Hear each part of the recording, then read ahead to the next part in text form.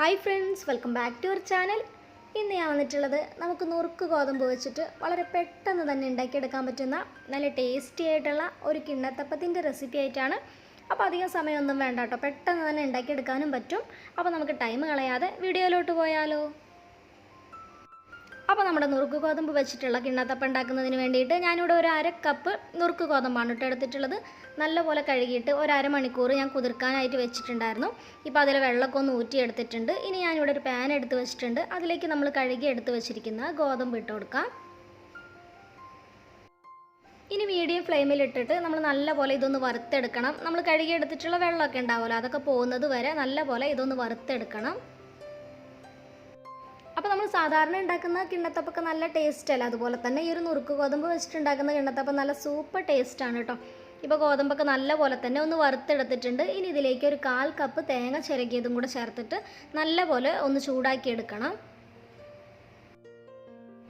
ഇപ്പോൾ ഗോതമ്പ് തേങ്ങയൊക്കെ നല്ലപോലെ തന്നെ ഒന്ന് ഫ്രൈ ആയിട്ട് വന്നിട്ടുണ്ട്. ഇനി ഇതിലേക്ക് ഒരു നല്ലൊരു ഫ്ലേവറിന് വേണ്ടിയിട്ട് ഒരു 1/4 ടീസ്പൂൺ ഏലക്കാപ്പൊടി ചേർത്ത് കൊടുക്കാം. ഏലക്കാപ്പൊടി ചേർത്ത് കൊടുത്തതിന് ശേഷം നല്ലപോലെ ഒന്ന് ഇളക്കി കൊടുക്കാം. എന്നിട്ട് നമുക്ക് ഫ്ലെയിം ഓഫ് ചെയ്യാം. ഇനി നല്ലപോലെ ഒന്ന് തണുക്കാനായിട്ട് മാറ്റി വെക്കണം. ചൂടാറിയിട്ട് വരുമ്പോഴാണ് നമ്മളിതൊന്ന് മിക്സിയുടെ ജാറിലിട്ടിട്ട് പൊടിച്ചെടുക്കുന്നത്. അപ്പോൾ ആ ഒരു സമയം കൊണ്ട് നമുക്ക് കിണ്ണത്തപ്പത്തിലേക്ക് നമുക്ക് കുറച്ച് കാഷ്യൂസും കിസ്മിസും ഒന്ന് ഫ്രൈ ചെയ്തെടുക്കണം. അപ്പോൾ അതിന് വേണ്ടിയിട്ട് ഒരു ടേബിൾ സ്പൂൺ നെയ്യ് ഒഴിച്ച് കൊടുത്തിട്ടുണ്ട്. അതിലേക്ക് കുറച്ച് കാഷ്യൂനട്ടും കിസ്മിസും കൂടെ ഇട്ടിട്ട് നല്ലപോലെ ഒന്ന് ഫ്രൈ ചെയ്തെടുക്കണം. ഇപ്പോൾ നമ്മുടെ ഗോതമ്പും തേങ്ങയൊക്കെ നല്ലപോലെ തന്നെ ചൂടാറിയിട്ട് വന്നിട്ടുണ്ട്. ഞാനിതൊരു മിക്സിയുടെ ജാറിലേക്ക് മാറ്റിയിട്ടുണ്ട്. ഇനി നല്ലപോലെ തന്നെ ഇത് പൊടിച്ചു കൊണ്ടുവരണം. കണ്ടില്ലേ, ഒരുപാട് ഫൈൻ പൗഡറായിട്ട് നമ്മൾ പൊടിച്ചെടുക്കേണ്ട, ഇതുപോലെ ഒരു തരി ആയിട്ടാണ് പൊടിച്ചെടുക്കേണ്ടത്. ഇനി നമ്മുടെ കിണ്ണത്തപ്പം ഉണ്ടാക്കുന്നതിന് വേണ്ടിയിട്ട് ഞാനിവിടെ ഒരു പാന് വെച്ച് കൊടുത്തിട്ടുണ്ട്. അതിലേക്ക് ഒരു 2 കപ്പ് വെള്ളമാണ് ഒഴിച്ചു കൊടുക്കുന്നത്. വെള്ളം നല്ലപോലെ തന്നെ ചൂടായിട്ട് വരണം. അപ്പോൾ ചൂടായിട്ട് വരുന്ന സമയത്ത് നമ്മൾ നേരത്തെ പൊടിച്ച് വെച്ചിട്ടില്ലേ ഗോതമ്പും തേങ്ങയൊക്കെ, അത് അതിലേക്ക് ചേർത്ത് കൊടുത്തിട്ട് നല്ലപോലെ ഒന്ന് ഇളക്കി കൊടുക്കാം. അപ്പോൾ നുറുക്ക് ഗോതമ്പും തേങ്ങയൊക്കെയല്ലേ, നല്ല ഹെൽത്തിയാണ് കുട്ടികൾക്കൊക്കെ കൊടുക്കാൻ വേണ്ടിയിട്ട്. അപ്പോൾ ഞാൻ നുറുക്ക് ഗോതമ്പ് വെച്ചിട്ട് ഓൾറെഡി നല്ല സൂപ്പർ ടേസ്റ്റിലുള്ള ഒരു കേസരിയുടെ വീഡിയോ ഇട്ടിട്ടുണ്ടായിരുന്നു. പിന്നെ അടിപൊളി ഒരു ഹെൽത്തി ഡ്രിങ്കിൻ്റെ വീഡിയോ ഇട്ടിട്ടുണ്ടായിരുന്നു നുറുക്ക് ഗോതമ്പ് വെച്ചിട്ട്. കാണാത്തവർ കണ്ടു നോക്കാം. എല്ലാറ്റിൻ്റെ ലിങ്ക് ഞാൻ ഡിസ്ക്രിപ്ഷൻ ബോക്സിൽ കൊടുക്കാം. ഇപ്പോൾ ഗോതമ്പൊക്കെ നല്ലപോലെ തന്നെ കുക്കായിട്ട് വന്നിട്ടുണ്ട്. ഇനി ഒരു സമയത്ത് ഇതിലേക്ക് ഞാൻ ശർക്കര പാനിയാണ് ഒഴിച്ചു കൊടുക്കുന്നത്. അപ്പോൾ 2 അച്ച് ശർക്കരയിൽ കുറച്ച് വെള്ളം ഒഴിച്ചിട്ട് ഉരുക്കി എടുത്തിട്ടുള്ളതാണ് കേട്ടോ ചേർത്ത് കൊടുത്തിട്ടുള്ളത്.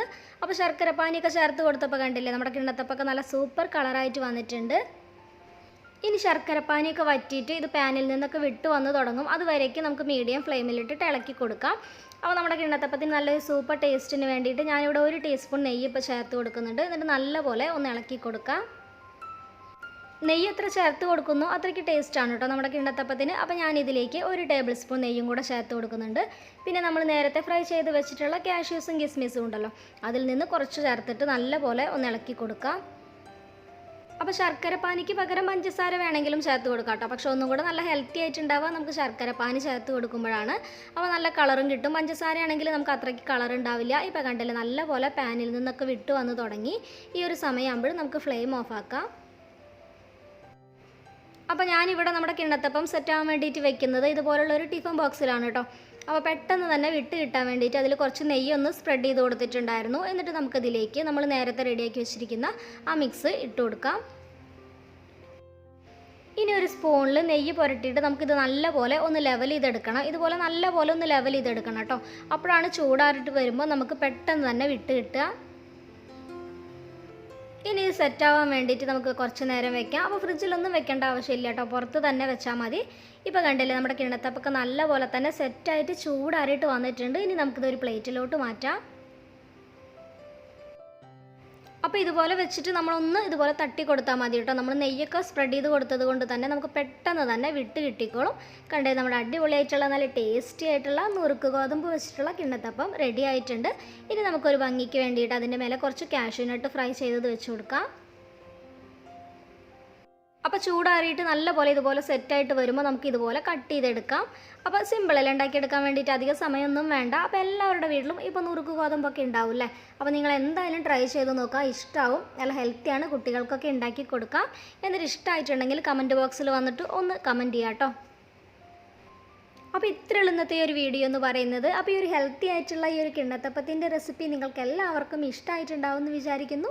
ഇഷ്ടമായിട്ടുണ്ടെങ്കിൽ ഒന്ന് ലൈക്ക് ചെയ്യുക, കമൻറ്റ് ചെയ്യുക. പിന്നെ ഞാൻ ഓൾറെഡി ഇട്ടുള്ള വീഡിയോസ് കണ്ടിട്ട് അഭിപ്രായങ്ങളൊക്കെ ഒന്ന് വന്ന് കമൻറ്റ് ബോക്സിൽ കമൻറ്റ് ചെയ്യുക. പിന്നെ ചാനൽ ആരെങ്കിലും സബ്സ്ക്രൈബ് ചെയ്യാതെ കാണുന്നവരുണ്ടെങ്കിൽ ഒന്ന് സബ്സ്ക്രൈബ് ചെയ്ത് സപ്പോർട്ട് ചെയ്യുക. പിന്നെ ഈ ഒരു വീഡിയോ നിങ്ങളുടെ ഫാമിലിക്കും ഫ്രണ്ട്സിനൊക്കെ ഒന്ന് ഷെയർ ചെയ്ത് കൊടുക്കുക. അപ്പോൾ ഇനി നമുക്ക് നാളെ അടുത്ത വീഡിയോ ആയിട്ട് കാണാം. അപ്പോൾ അതുവരേക്കും താങ്ക്സ് ഫോർ വാച്ചിങ്.